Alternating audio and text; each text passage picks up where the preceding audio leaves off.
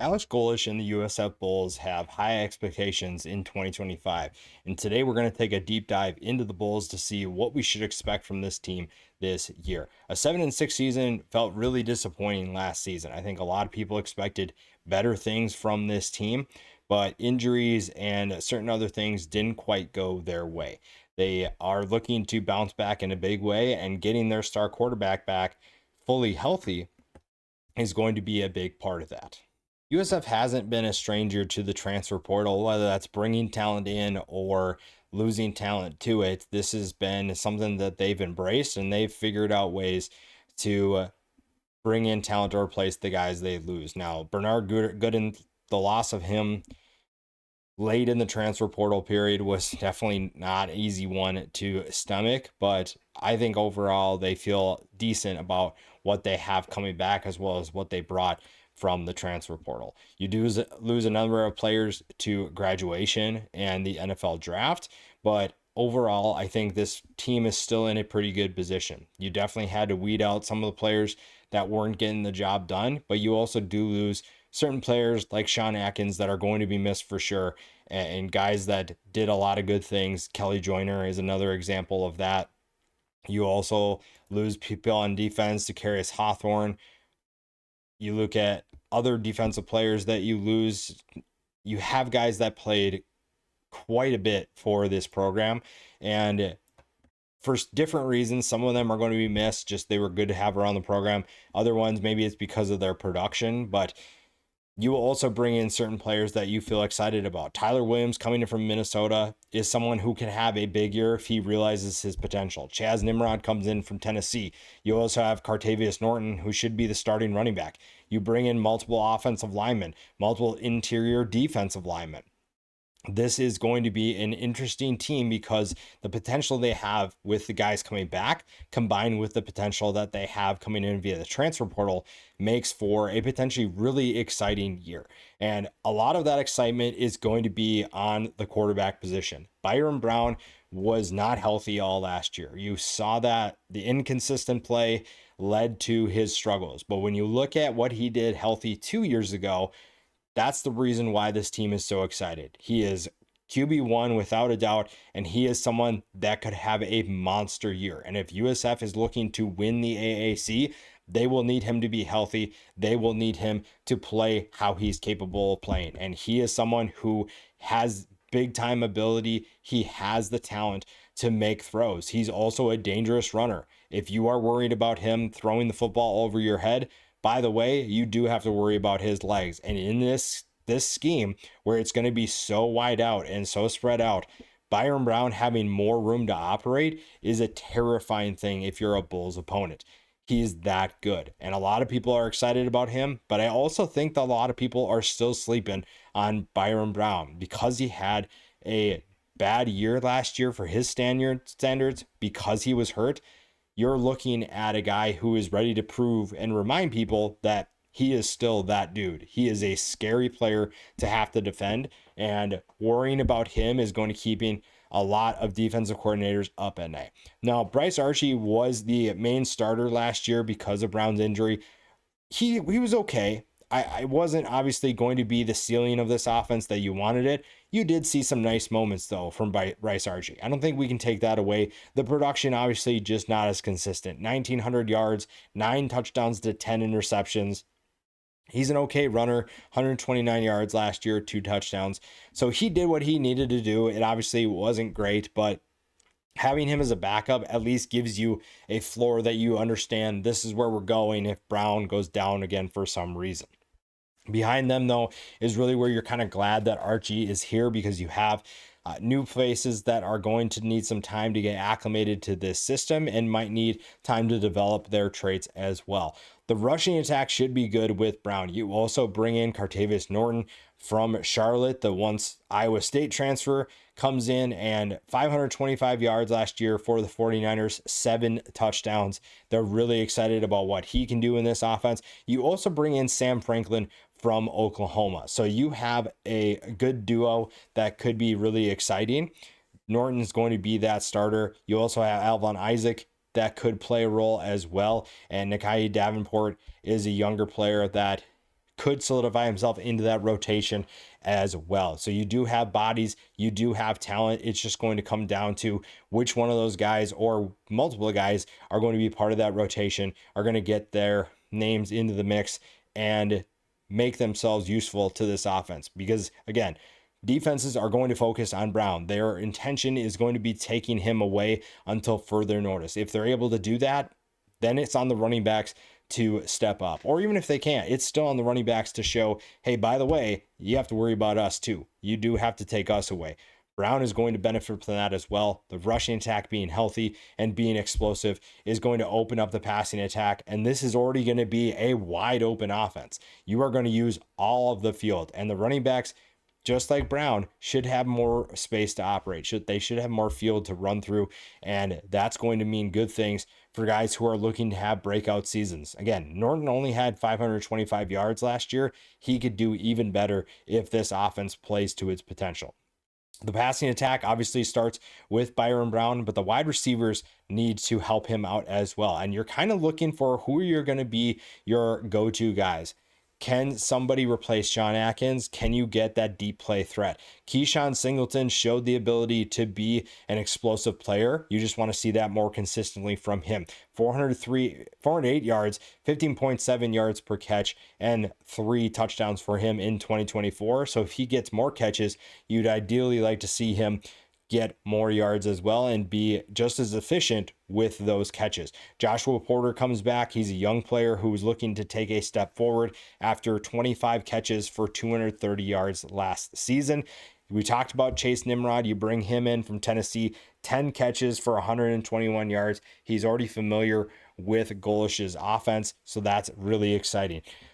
Mudia Rubin comes in from Stanford, which is not necessarily Stanford USF is not a transition that I think a lot of people just put together, but we'll see what he's capable of doing. Tyler Williams has all of the talent in the world, initially started his career at Georgia, transfers to Minnesota, and ultimately doesn't work out at either of those. So you're hoping that maybe he'll find what he's looking for in this offense. Maybe it's a little bit more wide open for him where he can utilize his traits a little bit more. Another name to keep an eye on, Jaquan Smith, 106 yards on 6 catches last year. That's 17.7 yards per catch. And if you're looking for a deep play threat, USF is not short of those. They definitely have the talent to do it, and they're probably going to utilize 3 or 4 receiver sets more often than not. The tight end position isn't exactly the greatest, so you're probably going to see the wide receivers get the majority of the catches.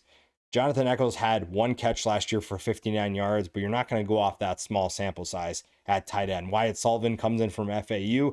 Weston Wolf is another name to keep an eye on, but I think you're looking at the wide receiver position as the group that is going to be Byron Brown's go-to guys, especially with how this offense works. You're going to spread guys out, and unless you have a freak of nature at tight end, you're probably going to utilize him more as a blocker or more in those short yardage situations. The wide receiver position is in a good place. It's just going to require some guys to take their game to another level or just show that, hey, last year's experience is going to benefit me tremendously in 2025. The nice thing about this offense is that the offensive line for a lot of plays will not have to do a ton of work, which will help them stay fresh, stay healthy. However, this is a team that is going to rely on their offensive line to be physical, to help make those explosive plays happen. And this is a group that finished 39th rushing last year. And if they do have to run the football, they do have the offensive line to make that happen. You do have 2 new faces coming in. Thomas Schrader is going to come and play at the left guard position, comes in from App State, 11 starts for the Mountaineers last year. Connor McLaughlin comes in from Stanford, another Stanford transfer with a ton of experience, and he's 6'7", 295 pounds. Opposite of him at the other tackle position is Derek Bowman, the former Houston transfer. At one point has found a good home with USF, and he has been a solid starter for this team. The other 2 that will start at center, you have Cole Best, who solidified himself last year as the starting center. Zane Herring started 8 games before injury. So you're looking at a good offensive line. Even with 2 new faces coming in, you have experience, you have talent, and that gives you a lot of excitement about what this team could be this year. Behind them, you have a couple of guys with good experience, and a handful of other players that you don't have a ton of to go off of, but you're basing it off of talent. So guys like TJ Lawrence and Braden Carter don't have a ton of experience, but they have the talent to compete in the future or even in this year if they have to. Deontay Bowie had 12 games of experience last year and started one game. Mike Lofton has played 41 games in his career, so he has good experience. Jack Wiltie, 24 games of experience, started 9 games last year. So you have guys that have seen the field, they've been in the starting positions before, so you don't have a ton of concerns about what this group can do, because if you have to, you go to guys behind the starters that have that experience that should make you feel comfortable if something were to happen. The defense is going to have to step up this year. That is a big concern from last season, was the inability to be more disruptive and slow teams down. And in the AAC, that's tough. So you have to give this team at least a little bit of slack when it comes to that. But if they want to win the AAC, you have to play better, plain and simple. It's just not going to get much easier year in and year out. There's so many good teams in this conference with good offenses. Your defense has to step up in a big way, and it all starts up front. You have a couple of players that you feel really good about, but the interior defensive line is where you really need to sort things out. Jacob Merrifield comes in from FAU, 16 tackles, 4 tackles for loss, 2.5 sacks. Josh Seliskar comes in from Texas A&M. He's a former UCF transfer, so this program is very familiar with his abilities. I think that's someone who could have a big time effect on this defense if he plays to his potential and what we saw when he was with the Knights. Devin Lee comes in from Vanderbilt. Not a ton of production from last year, but you saw the potential when he was with the Commodores. Dre Butler comes in from Charlotte. Good production there. Jahari Grant could be someone that also plays a role. This is probably the biggest part of this defense. The interior defensive line has a ton of new faces, and they need someone to step up in a big way. Losing Bernard Gooden was always going to hurt, but you feel like you brought in some players that aren't necessarily going to be the next Gooden, but can play well as a collective unit. That's going to help the edge players, because this is a group of defensive ends that I think could take their game to another level. Michael Williams II had 30 tackles last year, 7 tackles for loss and 2 sacks. Opposite of him, DJ Harris, 26 tackles, 4 tackles for loss, 2 sacks. There's some good depth. Rico Watson III is going to be someone to keep an eye on here. 37 tackles, 6 tackles for loss, 2.5 sacks. You also bring in from Murray State, Denard Flowers. Ira Singleton could be another guy. So you have, I think, overall pretty good depth at the defensive end position, and the starters are in a good place, but you also still need to see them take a step forward. This is the group that dictates the success of this team. The linebackers in the secondary are in a pretty good place in terms of their starters and their depth overall. The defensive line is really where you have that group being the X factor. If they play well, this defense plays well. If they struggle, it might be a long year for USF, or they just have to win a bunch of shootouts. And that's not ideal, even in this offense. This offense has the ability to put up 30, maybe even 40 points in games consistently. You just don't want to do that all the time. You're going to wear out your offense. And when you need your team to play well, they're going to be tired from trying to do it every single game. So the defensive line is going to have to step up and play to another level. The linebacker position is set. The starters are at least set, and you do have really good depth behind them, in my opinion. Mac Harris, 82 tackles last year, 12 tackles for loss, 4 sacks, 2 forced fumbles. Jalen Schuler, 61 tackles, 7 tackles for loss, 3.5 sacks, 3 forced fumbles. You bring in Chavez Brown from North Texas, a guy who had 49 tackles last year, 8 tackles for loss, 4 sacks. You also have Rodney Hill coming back. So that's a good 4-man rotation if you need to rotate guys in. Harris and Schuler are 2 of the best in the conference, and they are going to make plays once again. They're going to be disruptive. They're going to make sure that offensive coordinators have to account for them on any play, whether that's in the pass or against the run. They are going to be a factor, and if the defensive line plays to its potential, they'll probably make less plays, but they'd be okay with that. This team overall would be okay if their linebackers don't make as many plays. But that being said, these two are too good to not be making plays. They're going to make quick reads. They're going to get to the football. They're going to identify where the ball carrier is going, and they're going to make plays. They just have really good depth behind them too, where if they do need a break, a guy like Chavez Brown has shown that he can compete in this conference and can make plays when needed. So you can throw him into the mix. You feel really good about that. But Harris and Schuler are two names to know if you don't know them already. They are going to be a problem if your team is in the AAC. Those are two really good players that can step up and make sure that this defense plays to its potential. The secondary is kind of in the same situation. This is a group that I think if they play at the rate that they're capable of playing, this is going to be one of the better secondaries in the AAC. Now you do bring back two really good corners. Deshaun Rucker is a nice corner to have back. I think I'm kind of surprised, honestly, that he's still here.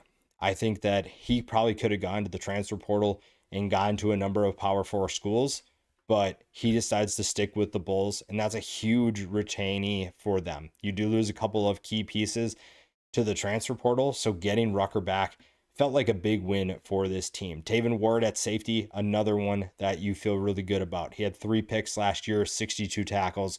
Rucker had 42 tackles, 7 passes defended. James Schnall is going to step into one of those cornerback roles. He will be battling certain players for time there. Ben Knox is another corner to keep an eye on. You also have Jonas Duklonov comes in from Wisconsin. So you're going to have guys that are ready to compete with him. Isaiah Guy is another guy coming in from the transfer portal from Georgia State. He could be part of this as well. So Rucker has solidified himself as one of the starters. Chenault's super talented, really young player that is ready to prove that he can be a full-time starter. Opposite of Ward, Fred Gaskin could be one of those guys. Jalen Stokes is also going to be in the mix. Jabari Smith, a freshman, could also see time. That's really exciting for this team. You don't want a ton of freshmen playing right off the bat, but if you do have the right players in place, then it's going to feel really exciting to put them in the role, especially if you can throw them as a backup and you get them the opportunity to learn from the starters, to learn from the veterans. Getting them in position to learn and get that experience is invaluable to their development and to the team's success. The nickelback position has experience as well, so you have a pretty good 2 deep there. K'Juan Banks and Jarvis Lee both come back, and both of them should be really fun to watch at that position. So overall, this is a really good group. Again, the back group is probably the more solidified group. The defensive line is really where you're going to get the determining factor of this team. And this is a team that has to be good right off the bat and also has to be resilient. This schedule is not fun. The beginning of the schedule is tough. And honestly, at best, they're probably going to be 1-2. I think realistically, they are capable of beating Boise State. I don't believe they can beat Florida or Miami unless something drastic happens. So you're probably at best 1-2 to start the season. That's a tough way to start, especially if you're trying to win a conference title and trying to make the college football playoff. Now, you probably do have to beat Boise State if you want to make the playoff. The nice thing, though, is that even if you don't make the playoff and still want to win the conference, all of your goals are still ahead of you, even after non-con play. So you're probably 2-2 after beating South Carolina State going into the month of October. Then you get a chance to make a statement in the conference. You get Charlotte right off the bat. That should be a win. Then you play North Texas, FAU, and Memphis. Those are 3 teams that are going through a bit of transition for various different reasons, and you can solidify yourself as the better team by beating those teams right away. Then you get a bye week before you go UTSA and Navy. Those are 2 teams that I think are going to be competing for a conference championship. USF has an opportunity to send a message there as well. Playing Navy and UTSA are 2 very different challenges in back-to-back weeks. So this team has to be locked in. If they have that resiliency after the first month, then you feel pretty good about their chances in these 2 difficult games. But if not, that's where things get a little bit dicey. Then you play UAB and Rice. USF should handle business there. So the ceiling should be 10-2. I think this is a team that even if you lose to Florida and Miami, you can win the rest of your games. That is not a question to me. I think the path is there. The pieces are all in place for them to make that happen. They just have to find ways to be resilient and to kind of shake off that rough start when it ultimately happens. I'm really excited about this team. I think that Byron Brown is a special player who could have a monster year. And if you're not paying attention to USF, don't come back here later in the season when it's happening and realize, oh, I had an opportunity to get on board. If he stays healthy, this offense is going to be fun. And as you can see, this defense has the talent to make this team balanced and make a run at an AAC title.